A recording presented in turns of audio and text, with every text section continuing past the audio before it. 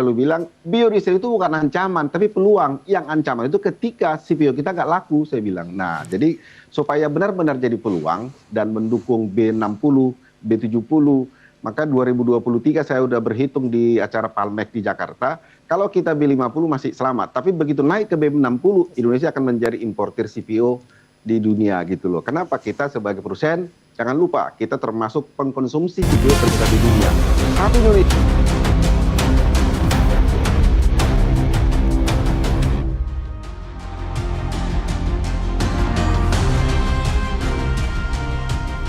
Anda kembali lagi di Merah Putih bersama saya, Marianeke, dan kita juga masih membahas implementasi B50 dan dampaknya untuk hulunisasi industri sawit.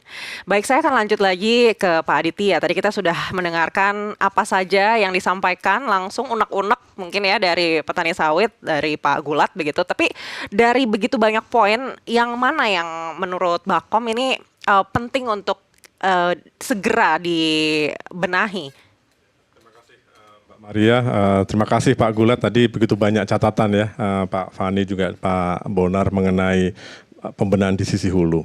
Ya, saya harus disclaimer di depan bahwa bukan kapasitas Bakom ya untuk menentukan mana yang menjadi prioritas, mana karena memang bukan kompetensi dan ranah kami, domain kami di Bakom sebagai badan komunikasi pemerintah.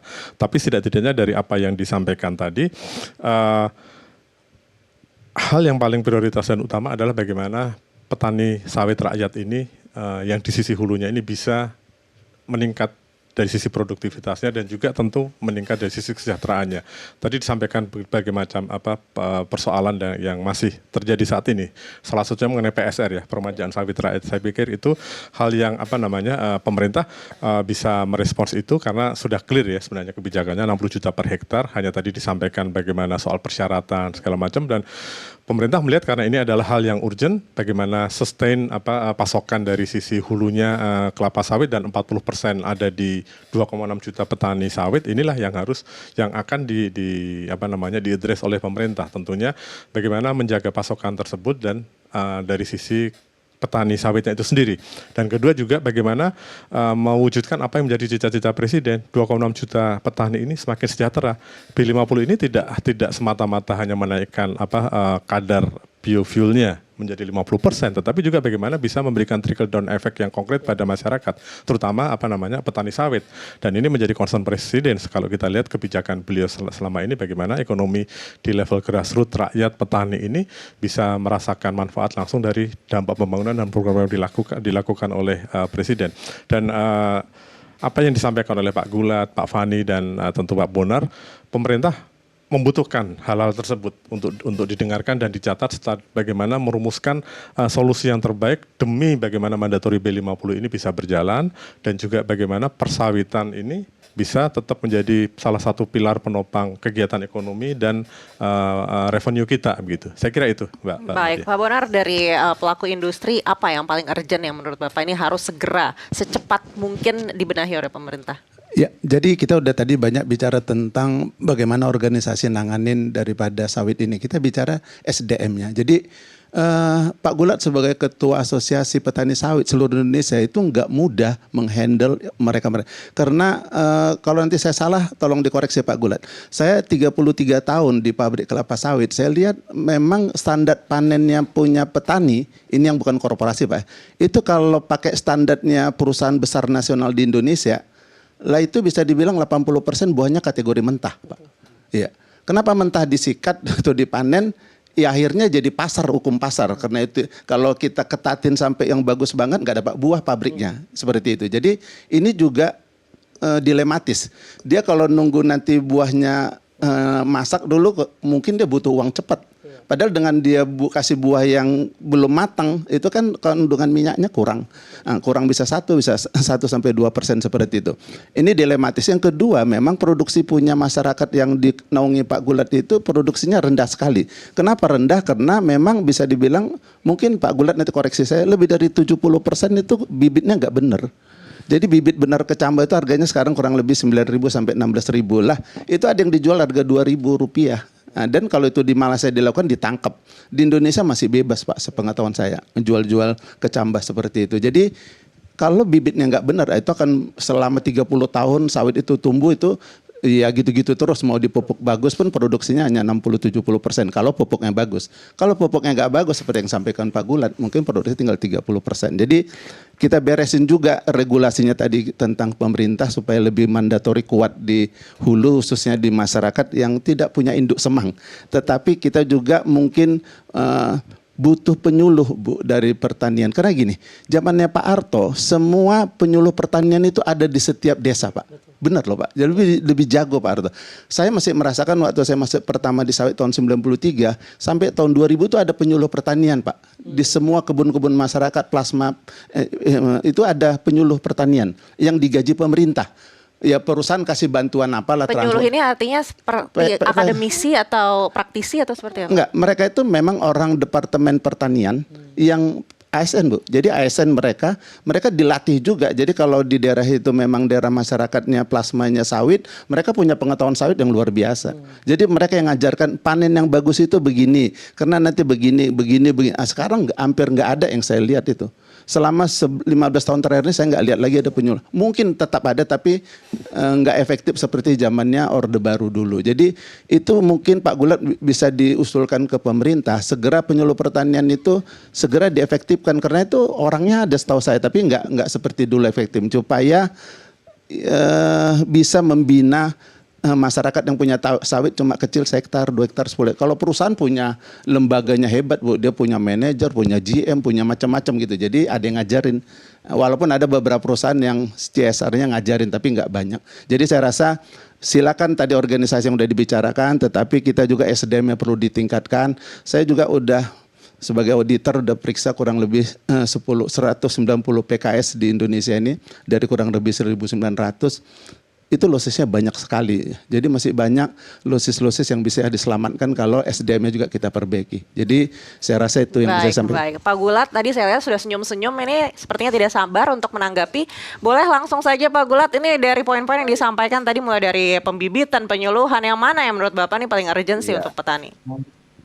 Baik, terima kasih. Ini keren sekali ya topik kita malam ini yang sedang membara ya. Nah, yang pasti kami petani sawit mendukung program Kementerian Energi karena tidak ada cara lain untuk menjadikan Indonesia sebagai pioner di dunia. Oleh karena itu, saya dari kemarin mengatakan, dan ini bertentangan dengan teman-teman sebelah, yang saya selalu bilang, biodiesel itu bukan ancaman, tapi peluang. Yang ancaman itu ketika CPO kita nggak laku, saya bilang. Nah, jadi supaya benar-benar jadi peluang dan mendukung B60, B70, maka 2023 saya udah berhitung di acara Palmek di Jakarta, kalau kita B50 masih selamat, tapi begitu naik ke B60, Indonesia akan menjadi importir CPO di dunia gitu loh. Kenapa? Kita sebagai produsen, jangan lupa kita termasuk pengkonsumsi CPO terbesar di dunia. Satu Indonesia itu sama dengan 60 negara serapan untuk CPO-nya. Bapak bisa bayangkan betapa pentingnya CPO ini. Yang kedua, saya ingin mengatakan, mandatorikanlah PSR itu, nggak usah lagi pakai persyarat-syarat. Yang petani kampung Pak Bonar, Pak Aditya, Pak Feni, itu nggak ngerti Pak apa yang disebut itu hantu belau kangkung genjer. Kenapa kita nggak melihat ini penting dengan mempermudah syarat? Kita sawit sudah masuk PSN, Program Strategis Nasional, dan saya di situ komite teknis di Kementerian Bappenas. Jadi saya sudah melihat ini penting. Yang ketiga yang perlu saya sampaikan Pak, kita berhitung secara nyata, kalaulah 60% saja dari 2,7 juta hektar kebun sawit yang akan direplanting, hari ini baru 400.000, 60% saja Pak, kita sudah menghasilkan 127 juta ton CPO dengan catatan. Nah ini juga kita harus buka Pak Bonar, perusahaan-perusahaan yang ada sekarang, jangan lagi menyembunyikan data. Kalau dia sudah 4 ton, kalau dia sudah 5-6 ton CPO per tahun, jangan dilapor 4. Oleh karena itu keterbukaan data lah yang kita inginkan, sehingga data-data tadi akan membangun kepercayaan dunia. Nah, yang selanjutnya tadi Pak Bonar bicara SDM, benar yang kata Bapak bilang itu, tetapi penelitian kami tahun 2024 Pak, sekarang ini petani sawit itu 65% sudah tamat SMA, sebelumnya itu kita hanya 12,8% tamat SMA, sisanya SMP. Sekarang sudah 65% sudah SMA, 30% sarjana, 10% itu S2, S3. Nah, jadi sebenarnya SDM kami sudah siap untuk mengikuti alur GIP, budidaya sawit yang benar, jadi nggak perlu ragu Bapak-Bapak di studio, kami sangat siap dari segi SDM, karena BPDP juga menyempurnakan kami tahun ini 5.000 anak petani sawit, pekerja sawit, anak tukang berondol sawit disekolahkan di 45 kampus. Nah, selanjutnya tentang bibit unggul. Benar yang Pak Bonar bilang, mungkin tahun 93 benar Pak. Tetapi data kami yang kami dapat dari 7 perusahaan kecambah, dari 2010 ke atas, siapa yang paling banyak membeli kecambah sawit yang hybrid? Petani sawit. Artinya setelah kami survei, petani sawit sudah menggunakan yang Bapak bilang tadi banyak yang Dura, sekarang sudah menggunakan yang hybrid dengan tenera di atas 90%. Tetapi kami tetap kecewa Bapak Ibu. Kami sudah menggunakan bibit unggul, hybrid, rendemen di atas 25%, tetapi pabrik tetap menghitung 18%. Jadi ini apa gunanya kita menggunakan bibit unggul tetapi tidak mendapatkan hasil seperti yang dimaksud. Sekali lagi kami sampaikan kepada Bapak Ibu semua, program hilirisasi kita nggak ada saingannya di muka bumi ini. Tetapi kita lupa dengan huluisasi. Dan huluisasi itu hanya bisa diperbaiki melalui perkebunan sawit rakyat. Terima kasih. Baik, closing statement dari Pak Fani. Ya, terima kasih Mbak Maria. Jadi kalau dari saya, kalau misalnya kita lihat dari semua apa yang diomongin oleh Pak Gulat, Pak Bonar dan Pak Aditya, di sini yang saya lihat ada satu hal, yaitu apa? Sebetulnya untuk memajukan industri sawit itu perlu koordinasi dan kolaborasi antara berbagai pihak. Kalau cuma satu misalnya kayak BPDP saja atau misalnya pertanian aja atau apa, itu tidak akan bisa. Jadi menurut saya di sini makin membuktikan bahwa perlunya ada suatu lembaga atau suatu lembaga yang bisa saling mengintegrasikan hal tersebut. Jadi dari saya mungkin bagaimana kita untuk menata hulu sawit untuk ketahanan energi ini ya perlu adanya yang tadi yang namanya Badan Sawit Nasional atau dari Badan Sawit Otoritas Indonesia atau nasional itu menurut saya perlu ada seperti itu. Closing statement Pak Aditya. Ya, terima kasih. Kalau dari saya closing statement adalah B50 ini bukan sekadar program yang menaikkan kadar biofuelnya. B50 adalah strategi pemerintah, tadi sudah disampaikan Pak Gulat, untuk kemandirian dan ketahanan energi yang didukung oleh petani sawit tentunya kan begitu. Dan ini melalui bagaimana strategi itu melalui penguatan sektor hulu yang lebih produktif, berkelanjutan dan tentu berpihak kepada petani sawit. Nah, bagaimana keberpihakan dan penguatan sektor hulu tadi tentu dengan memperhatikan catatan-catatan yang diberikan oleh Pak Gulat, Pak Fani dan Pak Bonar selaku pelaku-pelaku di industri sawit yang sudah puluhan tahun lah. Baik, Pak Bonar, closing statement. Ya, jadi sama-sama tahu sawit ini anugerah buat Indonesia karena tidak ada satu negara pun yang bisa menanam sawit dengan seproduktivitas Indonesia. Karena kenapa? Karena Indonesia berada di daerah tropis dan juga di curah hujannya cukup 2.000 sampai 3.000 itu curah hujan yang sangat baik dan jumlah hari hujannya juga sangat baik, rata-rata di atas 75 hari semua, artinya setiap 4 hari hujan gitu. Dan itu yang dimiliki Indonesia secara general. Yang lain-lain nggak berani seperti itu, bukan nggak berani tetapi memang kondisi iklimnya tidak menguntungkan. Yang berikutnya kedua, anugerah kenapa sawit ini luar biasa. Sawit ini mengatasi pangan, minyak goreng, mengatasi energi juga. Itu yang kita bicara B50. Jadi Pak Presiden Prabowo bilang negara yang besar adalah negara yang bisa menghandle dengan baik tentang pangan, memenuhi dan juga dengan energi. Dua itu. Dan ini sekarang program B50 menyasar ke energinya. Tapi nanti bisa juga berimpact ke pangannya. Jadi ini adalah sesuatu industri yang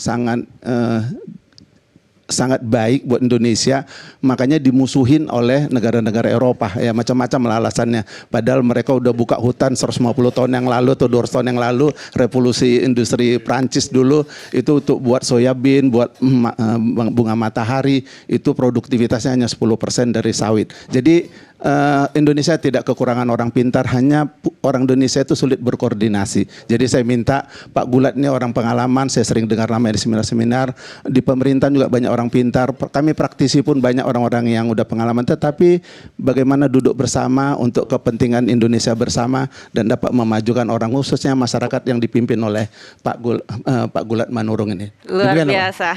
Terakhir closing statement yang kita tunggu-tunggu dari Pak Gulat Manurung, silakan. Baik, terima kasih. Jadi kalau kami petani sawit sangat bangga ya dengan apa yang disebut Bapak Presiden. Ketika kami hadir di launching yang kemarin, Bapak Presiden langsung bertanya kepada kami petani sawit, sudah naik harga TBS-mu? Sejujurnya belum, tapi saya bilang aja sudah gitu. Karena memang faktanya ya memang belum. Jadi ini yang pertama, ketidaknaikan harga TBS petani tentu membuat kami galau. Mungkin Bapak Ibu tidak tahu betapa sedihnya kami tanggal 20 Mei ambruk dari 3.800 tinggal 2.000 Pak. Tetapi kami tidak menangis karena kami sayang kepada Bapak Presiden dan kami percaya bahwa tujuan Bapak Presiden adalah seperti kata Pak Aditya, Pak Bonar dan Pak Penny adalah tidak bicara mikro tapi makro. Petani sawit siap untuk mendukung, tentu kami juga meminta huluisasi segera diperbaiki melalui PSR dan apalagi sudah ada Koperasi Merah Putih yang akan merangkul saudara-saudara kami, teman-teman petani yang terjebak dalam kawasan hutan. Mereka juga pejuang devisa negara. Jangan kita anggap mereka sebagai penjahat. Terima kasih.